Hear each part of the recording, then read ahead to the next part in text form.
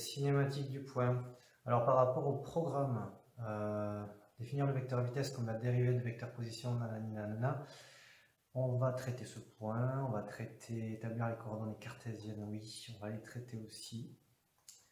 Par contre, on ne fera pas de freiner aujourd'hui et on ne fera pas de caractérisation du vecteur accélération parce que ça, c'est des connaissances de cours, j'ai pas envie de m'attarder dessus.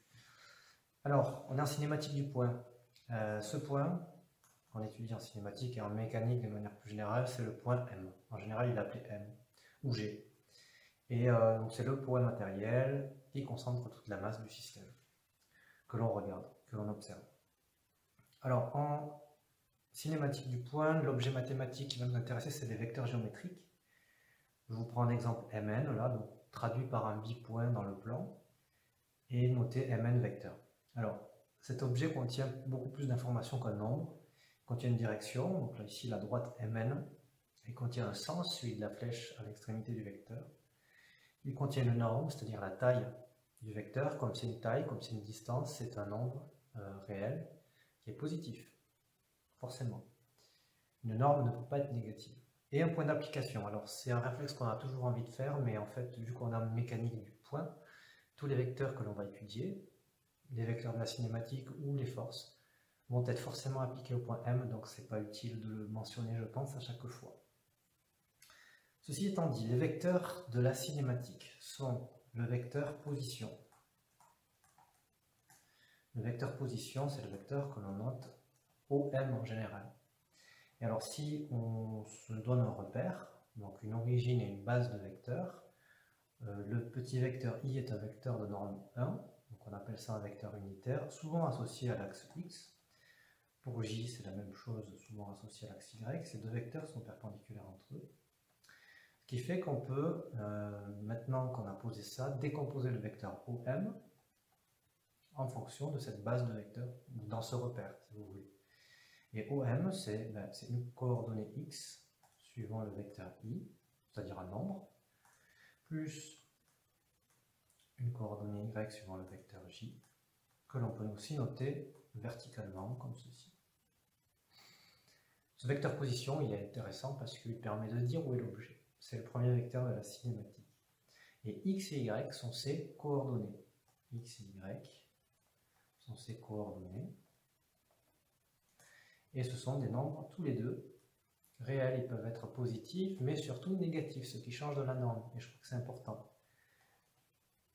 Deuxième vecteur de la cinématique, le vecteur, qu'est-ce que j'écris? Le vecteur vitesse. Alors lui, il est important parce que il vous donne la direction du mouvement et puis il va être lié à l'énergie cinétique par sa norme. Donc en fait, c'est une notion qui est aussi importante que le vecteur position. Alors, de la même manière, c'est un vecteur qui a deux coordonnées que l'on peut noter pour être explicite Vx suivant l'axe horizontal plus Vy suivant l'axe vertical, ou noter ça en notation colonne, Vx, Vy. Donc, encore une fois, là je suis à deux dimensions. Hein. On pourrait étendre à trois dimensions, évidemment, en rajoutant la coordonnée z suivant un petit vecteur qu'on pourrait appeler par exemple k. Et troisième vecteur important de la cinématique, c'est l'accélération. Alors pourquoi lui il est important? Parce qu'on va le lier ultérieurement à la notion de force. Et la notion de force, musculairement, on voit très bien ce que ça représente. Donc c'est lui qui va faire le lien entre ce que l'on peut ressentir avec le corps et l'expérience qu'on est en train d'étudier. Voilà, donc c'est un vecteur important. Et bon, bien sûr, les lois fondamentales de la mécanique formulées par Galilée et Newton utilisent ce vecteur accélération dans leur formulation. Donc c'est un deuxième argument pour justifier son importance. Ces deux coordonnées sont AX, I plus AY, J en notation colonne, AX, AY. Voilà pour les trois vecteurs importants de la cinématique. Évidemment, comme le point M bouge au cours du temps, toutes ces coordonnées qui sont des nombres réels, que ce soit pour les positions, les vitesses ou les accélérations, c'est des fonctions du temps. Voilà. Et enfin, pour donner un petit peu peut-être de concret sur un exemple. Je vous donne un vecteur ici en jaune. Par exemple, c'est un vecteur vitesse. À un instant donné, je vais l'appeler VJ pour V jaune. Qu'est-ce qu'on peut dire sur ce vecteur? Ce vecteur VJ, il peut s'exprimer en fonction des vecteurs de la base petit i et petit j par moins 1 suivant le vecteur petit i. Pourquoi moins? Parce que le vecteur jaune est un peu en sens contraire du vecteur petit i. Donc il va y avoir forcément un moins. Et moins 1 parce que c'est une unité, une case, à sens contraire. Plus, vous m'avez compris maintenant, plus 2, parce qu'on monte de 2 cases, donc le 2, et plus parce qu'on monte dans le même sens que le vecteur petit j, donc plus et petit j. Ce qui donne en notation colonne moins 1, 2. Ce vecteur VJ, on peut déterminer sa norme. Pour déterminer sa norme, ce qui est bien, c'est qu'on peut se servir des coordonnées. Maintenant, on a compris ce que c'était. Et ces coordonnées, ces deux nombres qui peuvent être aussi mieux représentés par les longueurs de ces deux segments blancs, vous voyez qu'il faut apparaître un triangle rectangle ici. Et dans un triangle rectangle, on peut faire deux choses. Et la première, c'est faire du Pythagore. Donc, longueur de l'hypoténuse au carré égale la somme des carrés des deux côtés.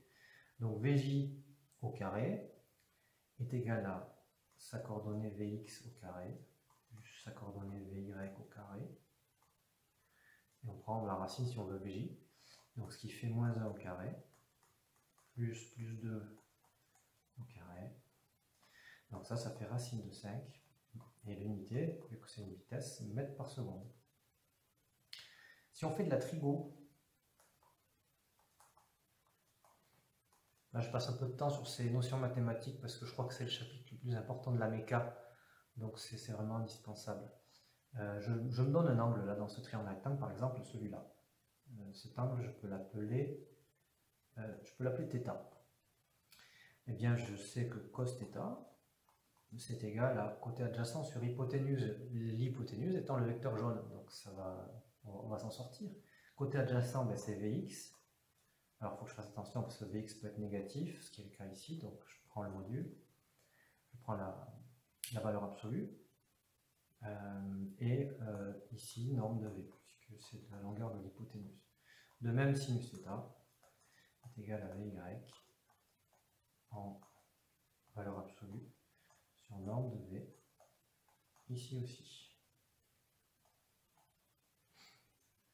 Voilà, donc ça c'est des choses à comprendre. Avant de les apprendre par cœur, comprenez là tout ce que j'ai fait, ce sont des rappels de mathématiques indispensables.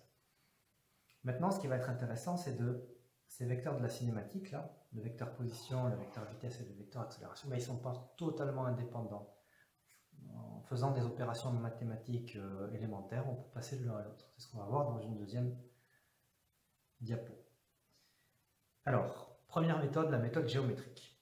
C'est une méthode que je qualifierais de directe parce qu'en fait, vous allez directement obtenir par un petit travail le vecteur que vous voulez. Et par contre, le résultat va être approché tout simplement parce que le point de départ est une trajectoire discrète. Vous voyez, les points blancs représentent les positions du point M à différents instants. Je n'ai pas d'autres informations. C'est une chronophotographie, je n'ai pas d'informations sur ce qui se passe entre ces photos. Donc, je vais me servir de ce que je peux pour obtenir un résultat. C'est pour ça qu'il va être approché ou il va être moyen. On dit les deux. Alors, pour démarrer, je vais me servir d'une formule qui vous est donnée dans le cours, qui est, si je veux le vecteur vitesse en un point, le point I, alors en imaginant que I, c'est celui-là, là, celui qui est à côté du vecteur VI représenté, eh bien, cette formule dit que j'ai besoin des vecteurs position des voisins, donc des points I-1 qui est ici, et des points I plus 1, et du point I plus 1 qui est ici, que je divise par l'intervalle de temps entre l'heure pour laquelle le point M est en I plus 1 et l'heure pour laquelle le point M est en I-1. Donc le temps qu'il a fallu pour que le point M passe de I-1 à I plus 1. Et bien voilà, j'applique tout simplement. Donc les deux vecteurs position sont là. Si tant est qu'on s'est donné l'origine du repère, vous la mettez où vous voulez, de toute façon ça ne changera rien, résultat. Vous pouvez le vérifier. Et je soustrais à OMI plus 1, OMI moins 1. Donc pour soustraire, vous prenez l'opposé d'un vecteur, le voilà. Donc là, par relation de Chasles, on obtient la différence entre les deux vecteurs jaunes. OMI plus 1, OMI moins 1, c'est le vecteur delta OM. Ce delta OM, on va le diviser par le temps delta t, donc la durée écoulée pour passer du point I-1 au point I plus 1. Ça dilate le vecteur delta OM, c'est toujours le même mais dilaté d'un coefficient, donc ici ça serait un delta t puisqu'on a un vecteur VI, VI plus grand, donc c'est un delta t qui est plus petit que 1 puisque delta t est au dénominateur, et on reporte ce vecteur obtenu par translation au point I, et c'est fini. Même chose pour l'accélération, donc cette fois-ci par contre, même si la formule est complètement symétrique, il faut faire attention, vous obtiendrez l'accélération au point I à partir des vitesses sur les points voisins. Donc ces vitesses, on va supposer qu'elles sont données. Et par construction, je fais la même chose. Je prends VI plus 1, je soustrais VI moins 1, j'obtiens un vecteur delta V, que je dilate de delta T. Alors là, vous voyez que le vecteur a rétréci un petit peu, donc ça veut dire que delta T est plus grand que 1. J'ai choisi deux exemples pour vous montrer qu'il peut y avoir les deux cas de figure. Et je translate ce vecteur obtenu au point I pour obtenir AI. Voilà. Deuxième méthode pour travailler sur les vecteurs et passer des vecteurs position au vecteur vitesse et au vecteur accélération, c'est la méthode analytique. Alors elle est indirecte parce qu'on va travailler non plus sur les vecteurs, on va travailler sur leurs coordonnées, qui les représentent, hein, mais on ne peut pas travailler avec des vecteurs dans cette méthode. Et le résultat par contre va être exact. Pour avancer, j'ai besoin de définir ce qu'est la vitesse par rapport au vecteur position, c'est d de OM sur dt. Et j'applique. Alors comme les vecteurs I et J sont des vecteurs fixes, et que j'ai une somme, et que la dérivée de la somme c'est la somme des dérivées, j'ai qu'à en fait dériver les coordonnées par rapport au temps pour obtenir la vitesse.